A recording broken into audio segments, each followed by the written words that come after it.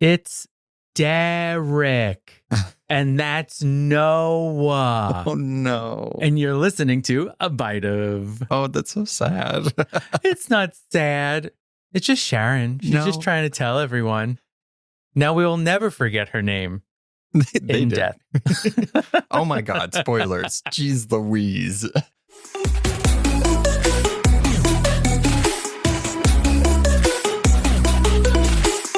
Coming out the gates hot with the spoilers. Yes. I don't know what mulberries taste like, so I would have been just out of luck. Same with Sharon. I will say that a little over a year ago, I made us mulberry muffins, but it's fine. So on this episode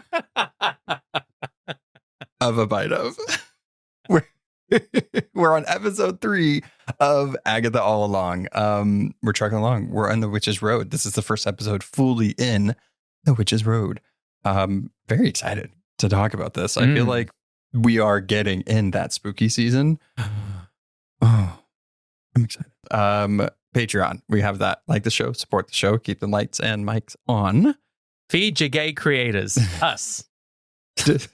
Discord, we do have an Agatha Coven Discord channel, so all the spoiler-free chat. Have fun. That thing's been popping off. It's been popping off. Also follow us on socials.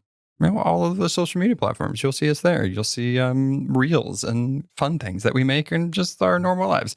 All of that great stuff. Everybody knows how this works, okay? Make sure you leave a review, do some comments, leave stars, all of that. I just you guys know what to do. They're not even listening to this because they hit fast forward. Fast forward. But if you're new here, hi, welcome. Do all of those things because you're amazing and beautiful. All right, witches. Spoiler alert ahead. We do not want your cauldron to burn your potions. Boing your potions. Boing your potions. All right. Let us officially take a bite of Agatha All Along, episode 3, Through Many Miles of Tricks and Trials, directed by Rachel Goldberg and written by Cameron Squires, Jack Schaefer, and Jason Rostovsky. The coven clutches their cardigans as their first trial captures them in a cavernous mansion on a cape. The witches waste no time for wine, but alas, it is a perilous poison. Swelling and yelling and hallucinations try to trick them.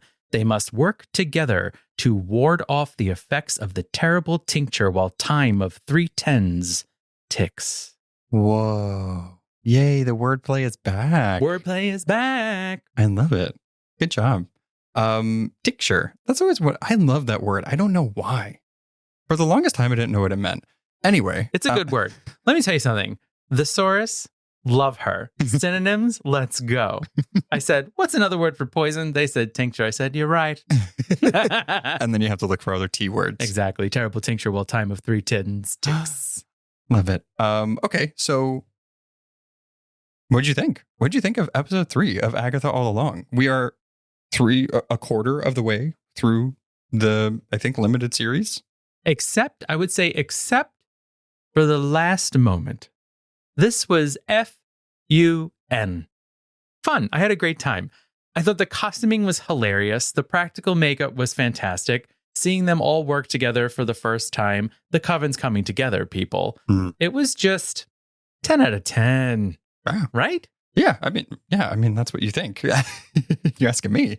This is your thoughts. I'm saying, don't you agree? Yeah, I agree. I liked it a lot. I think it was a good first introduction to the trials and seeing what it's going to be about. Obviously, we have lots to say about this, I would say, more focused trial and what we can expect for the road, the journey ahead. I really liked it. They're not to start it off with a critique. Oof.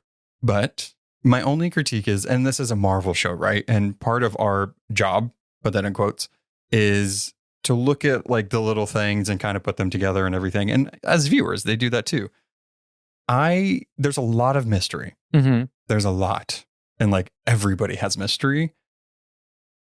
So it's just a lot. It's a lot of mystery. So it's okay, we're 3 episodes in. I know we have 6 episodes left, but they do go by pretty fast.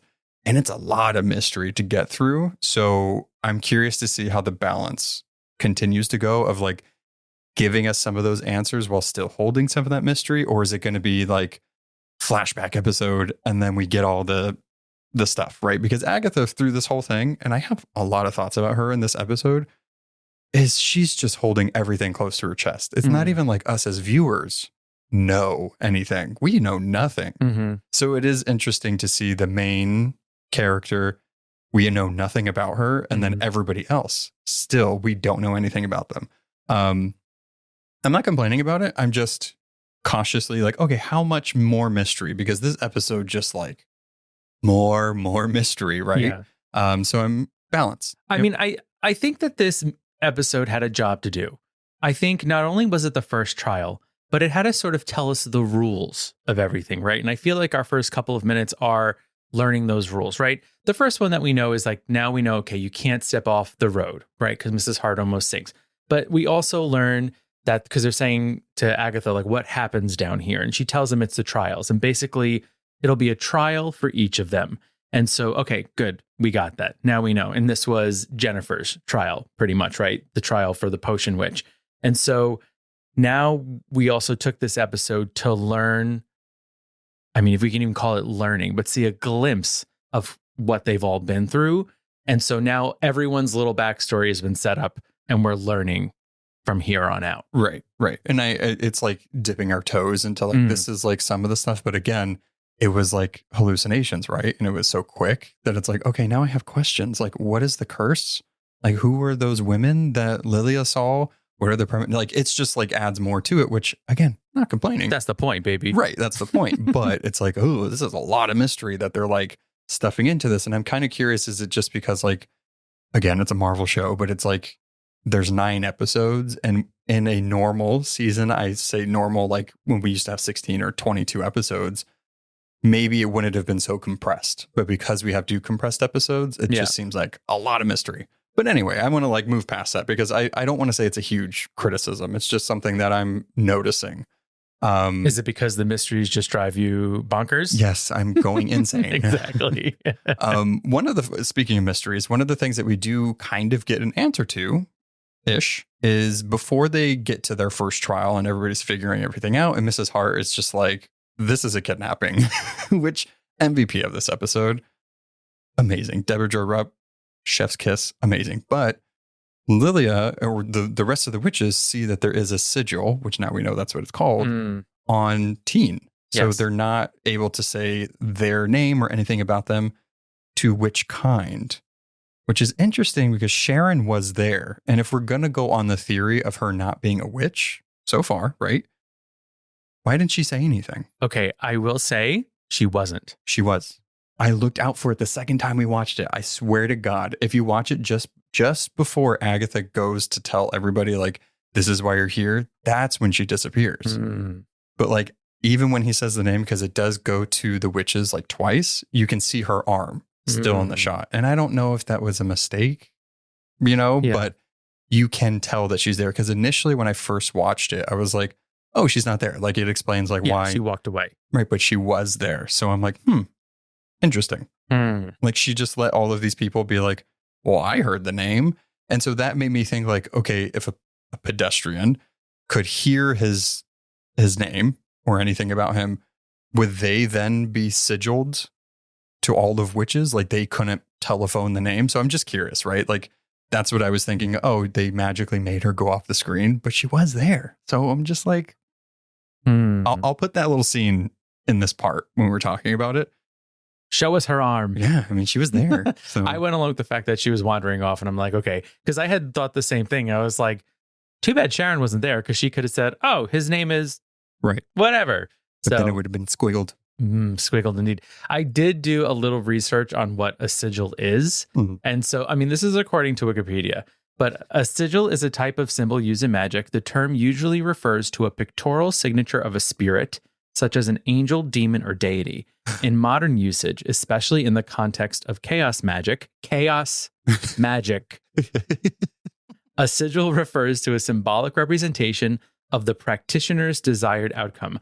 So I did a little more research and I got to like a sort of witchy website. Ooh. And basically what you do is you say your intention and then you kind of boil it down to like the smallest thing.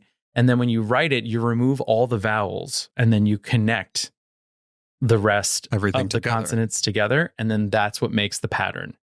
Whoa. Yeah. I didn't know that. Yeah, it was really cool. So, of course, I was staring at the picture. It looks like either a W or an M, but obviously that wouldn't be what the spell is. But it just looks like either Wanda or Mephisto. Maximoff. Oh, that too. Also, if it's a W, Wiccan. But also his name is Billy. So if it is Wiccan. So that's really interesting.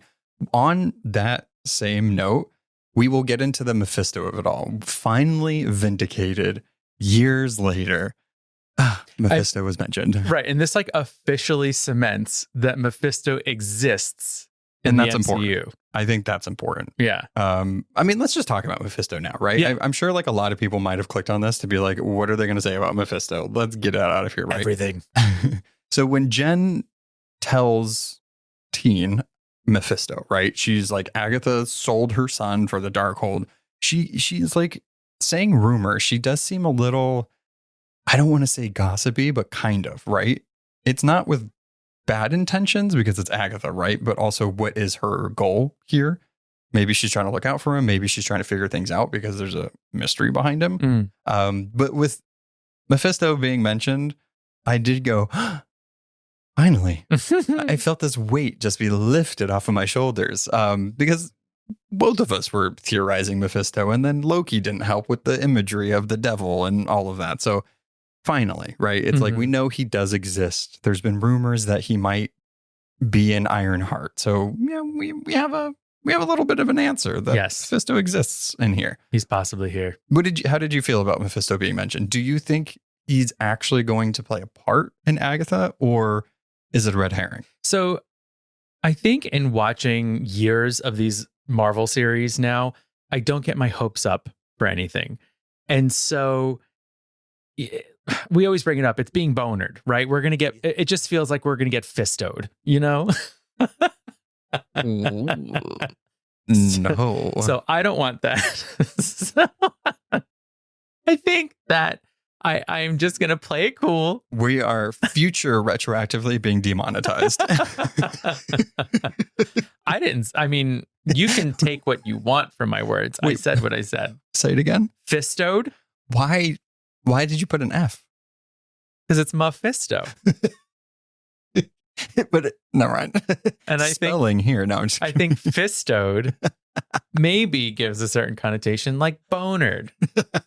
You know what I'm saying? All right, got it.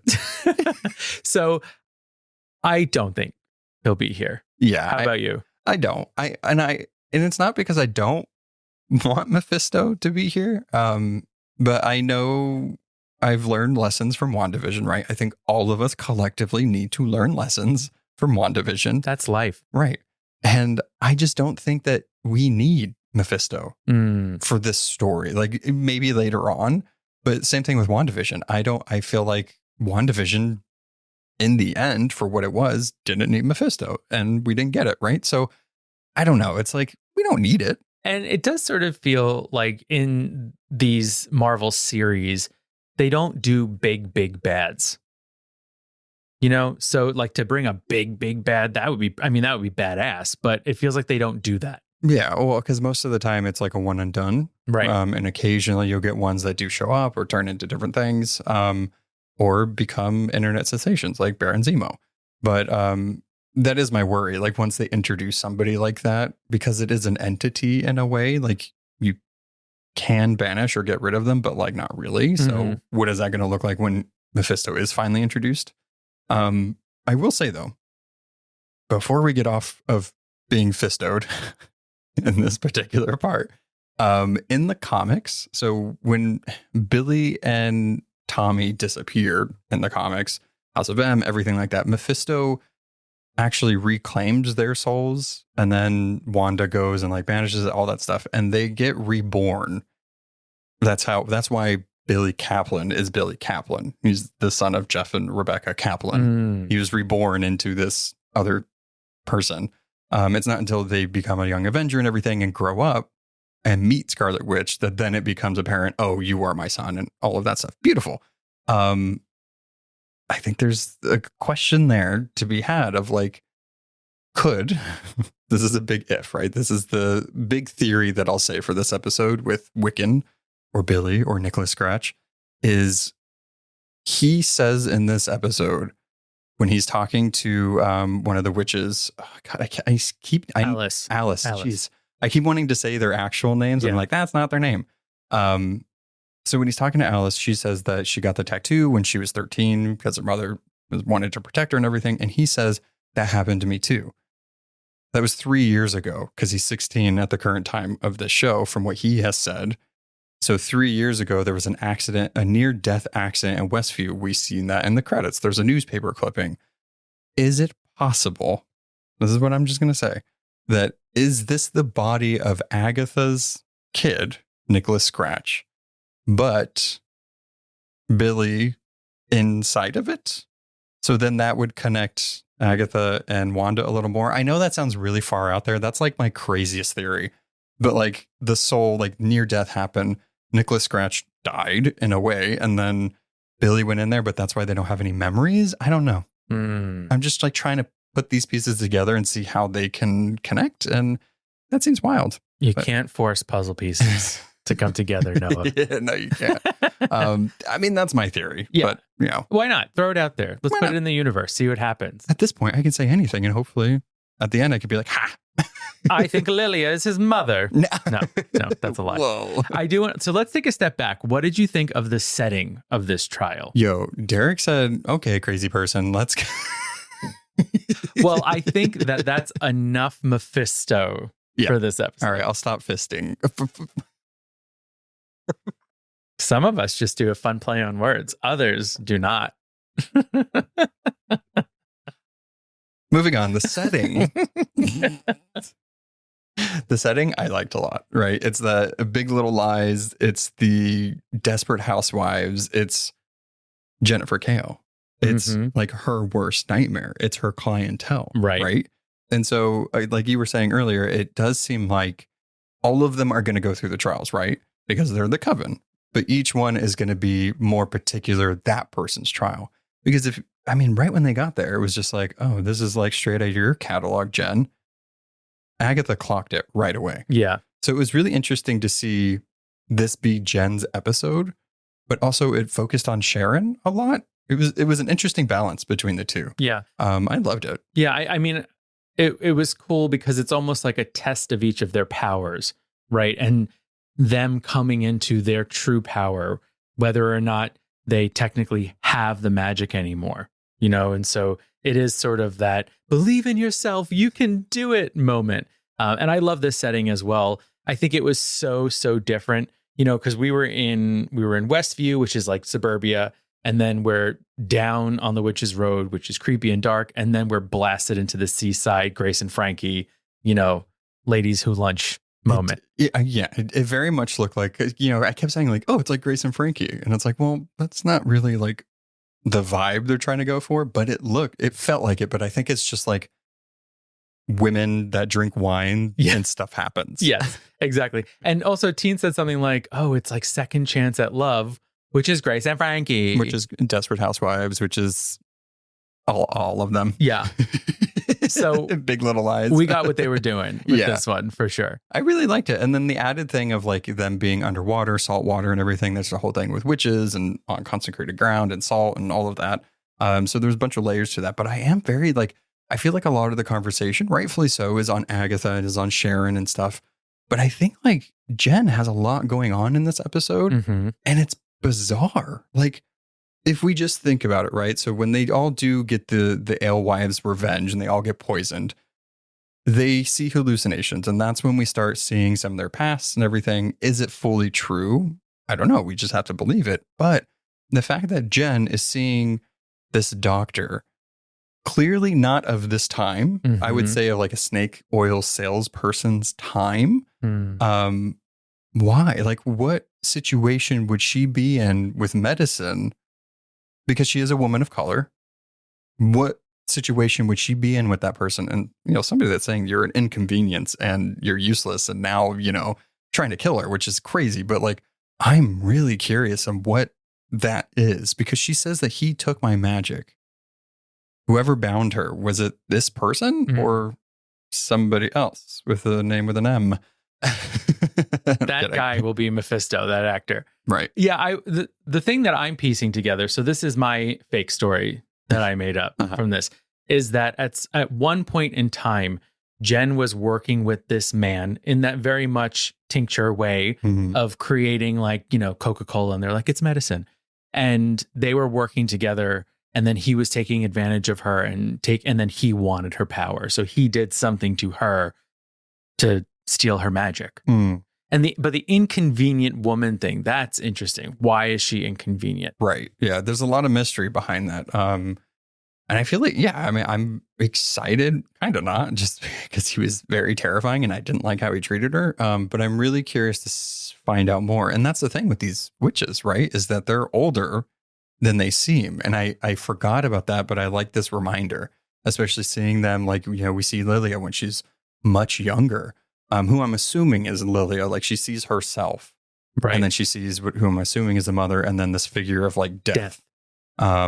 So it might have been the multi-generation or something, but you can tell she's definitely older. Right. We learned that when they first meet her, right? That she's hundreds and hundreds of years old. And it was sad, though, that moment after she has her hallucination, because it's a reminder of how much longer she has lived than everyone else that was important in her life. And what's really interesting about that, and this leads back into Agatha, because we have so many questions about her in this episode, is she's like, they're dead. They're all dead. I think does she say it in Latin? I think, is she speaking Latin? I think so. I very much could be wrong. Yeah. But, and Agatha, instead of being like, what are you talking about? Or you're going crazy. She's like, okay, all right.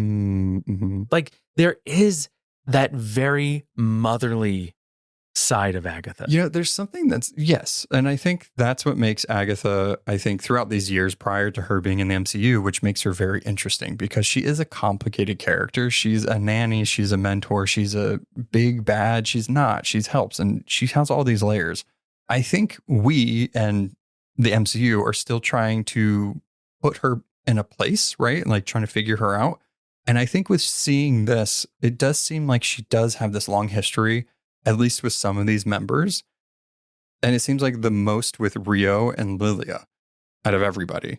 So I'm curious to see like what that is. And her vision made me think of the triple-head goddess, the triple goddess. You have the maiden, the mother, and the crone. And we saw these three different figures, and that's who's on her little pendant, her brooch. So I don't know. It's just like interesting layers going on with this. It's like threes, and like she saw the things that's like on her locket, and like there's a hair in the locket. There's Joe Locke. He's in the show. Yeah, it's his hair. Hair is a rabbit. Rabbit is Senor Scratchy. Nicholas Scratch. Oh my God. We solved it. We solved it. This is again why I'm just like, there's so much mystery in this show, and I just feel like my brain is loud. I think this early on, though, I'm loving that. Right. I'm personally liking it because it's setting up each of their little mysteries so that as the episodes go on, we can go, oh, that's what that was. Because I do think with maybe not Agatha, but the rest of them, they are going to fill in these gaps for us as we all go down the road together. Let's go over the Alewife revenge makes them blow up, right? I can't remember who said it, but I did see online it was like a convention of Jennifer Coolidge's. Totally. And I was like, oh, hilarious. It was so much fun. Like the fact that they did all this practical magic, all of this practical. Oh my God, it's practical magic season. Yeah. All of these practical effects for this gag is amazing. And I think that's like why people are drawn to this type of thing, because it's like they will go that extra mile. Jack Schaefer and team will go that extra mile to do that because it's a lot of fun. And who doesn't want to see Deborah Jo Rupp try to say, like, I don't know any of these things that you're saying while just blown up. Yes. I do love all of the behind the scenes photos of them seeing each other in the makeup and just like laughing hysterically. I'm very much looking forward to the making of Agatha All Along. Oh, that's going to be so much fun. That'll be really fun. Of course, I have to put this in there. Their faces did give me the feeling of the Twilight Zone episode, The Masks. Oh, yeah.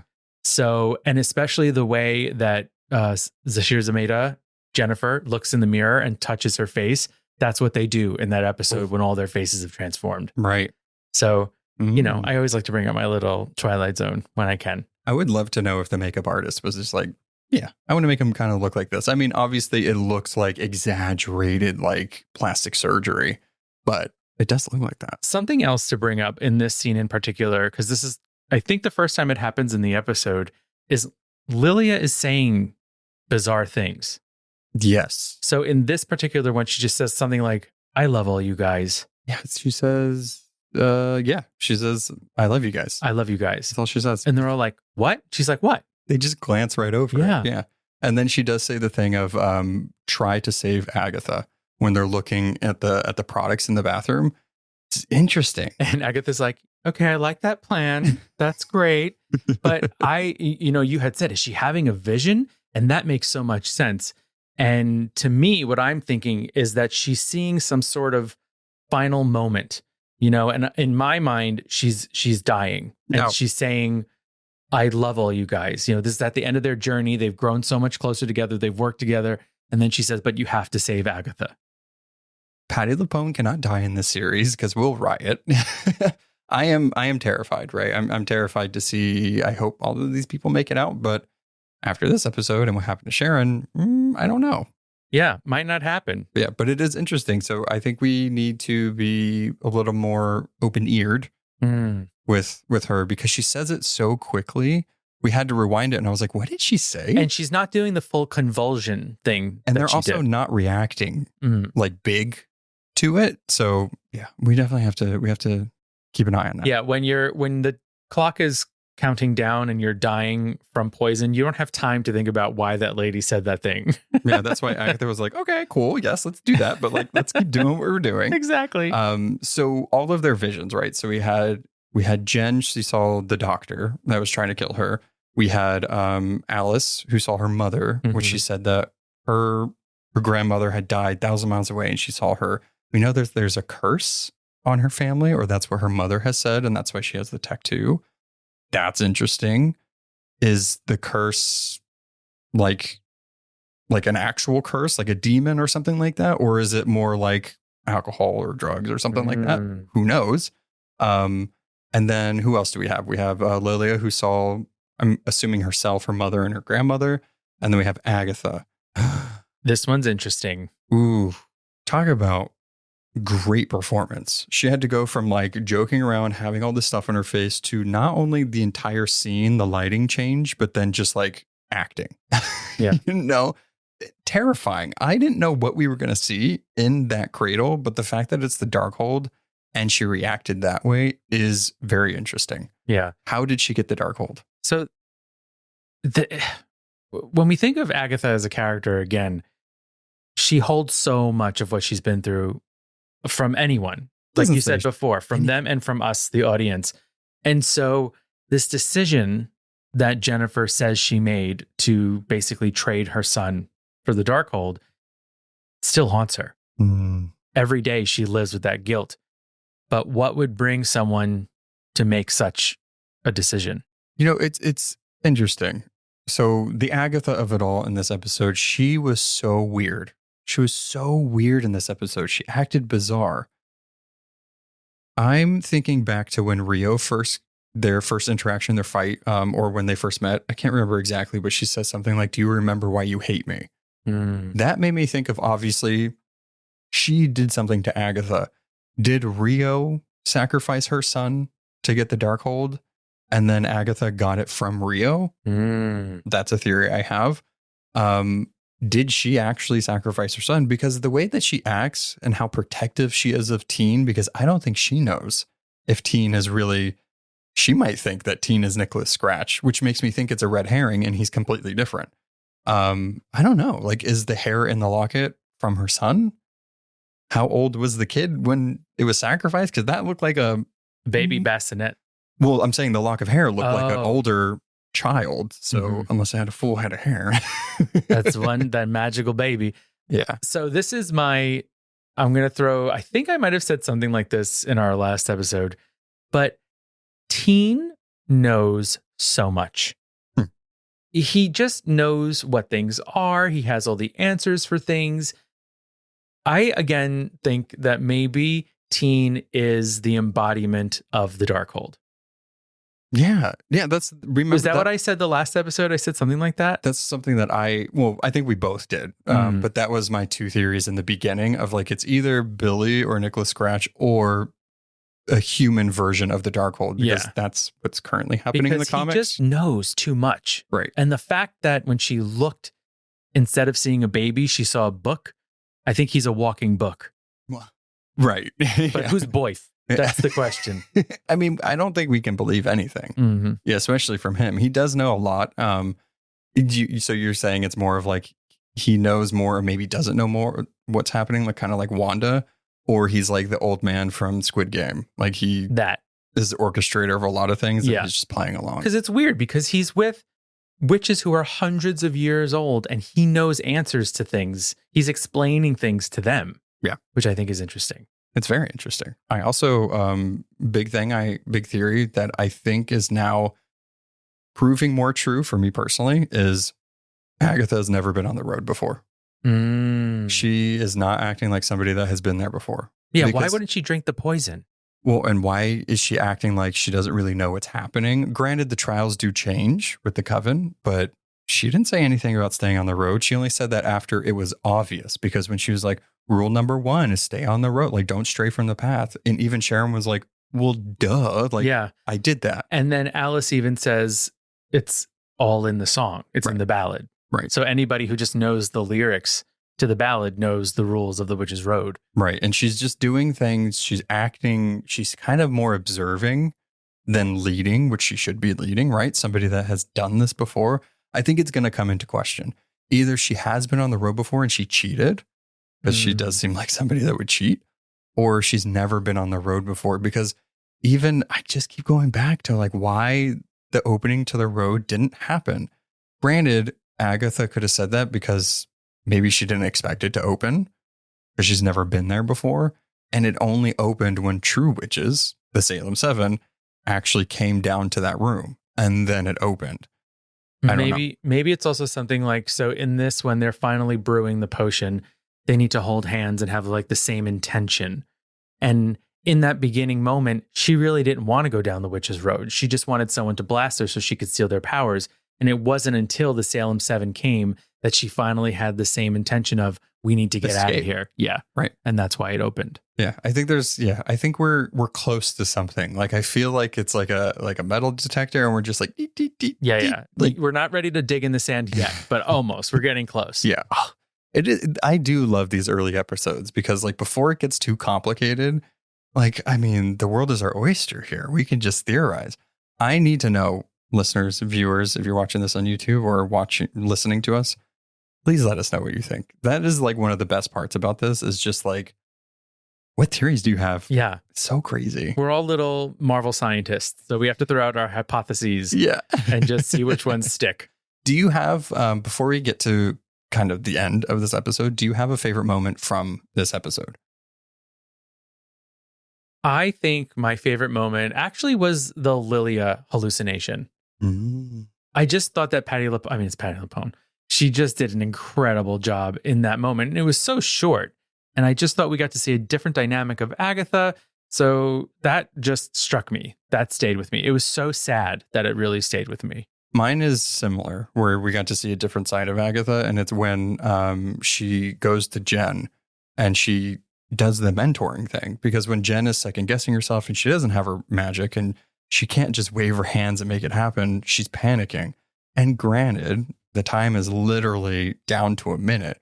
But Agatha takes that moment to be the leader, who she should be, and mentors her. She's like, they might be able to take your magic, but they can't take your knowledge. And Jen's like, yeah, I got it now. You're right. They can't. Hair. Speaking of hair, I can't believe all of these witches and teen did not think to take a piece of Sharon's hair. That's why it didn't work. It didn't work because they didn't take her hair, everybody else's hair. Like, they're so selfish. Man, it's so sad. I don't think she's dead, even though she looked really dead. Really dead, but it was so unserious. It was so unserious with Agatha being like, who's Sharon? And granted, that is Agatha, but it just, I don't know. I don't trust anything in this show this early on. And you have to wonder, like, are things that happen on the Witch's Road final?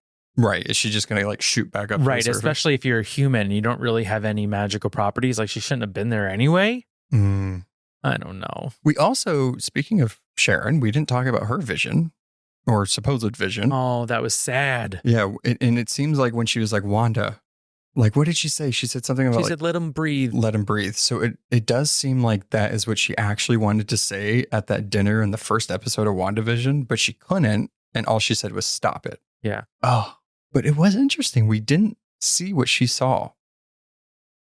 I don't know. I don't trust things when it's like you see everything else, but you don't see hers. I mean, do you think she's a liar? Do you think she's playing games with the witches? Or somebody else is playing games via through her. Is Rio using her as a puppet? Could be. Mm-hmm. I don't know. I mean, it's weird that Mr. Hart's dead. That just like came out of Davis. Nowhere. Yeah. Well, they call her Mrs. Hart, so I'm going to keep saying it. And then she dies. It's interesting. It's very interesting. Wanda, you got a lot of blood on your hands, baby. Got a lot of blood on your hand. Oh my God. So I think that's it. Like, that's all the thoughts I have for this episode. Obviously, I have a million more, but like, I don't want to keep screaming at you guys in a very docile tone. Screaming. But it's like, we got our first trials. I'm so excited to see whose trial is next. What comes next? Agatha's acting weird. Teen mystery still a brewing. When's Rio coming back? I hope she comes back the next episode. Me too. I need more Aubrey Plaza. I also need that part that they keep showing where Agatha is like doing a bridge and crawling around. She's like, "You all right, girl?" Or whatever she said. And I love it's going towards Teen and he's like, "Oh, I'm so excited." We still have so much. Yeah. So much. Forewarning. So not forewarning, but we have some exciting things coming up. We have Heartstopper season 3. We will be dropping that episode next week. I can't wait. And then Agatha, episode 4. So you're getting a double dose of a bite of next week. 2 bites. Double dose of Joe Locke. That's true. He owns right now. He has a very high shareholder stake in the bite of right now. Yeah. Oh, okay. Let us know what you thought of the episode, of our faces. I hope you have a wonderful spooky season. Next time you see us, it will be full on October. Off with your head. Yeah. I'm singing the music in my head. Dance till you're dead. So till next time. Bye.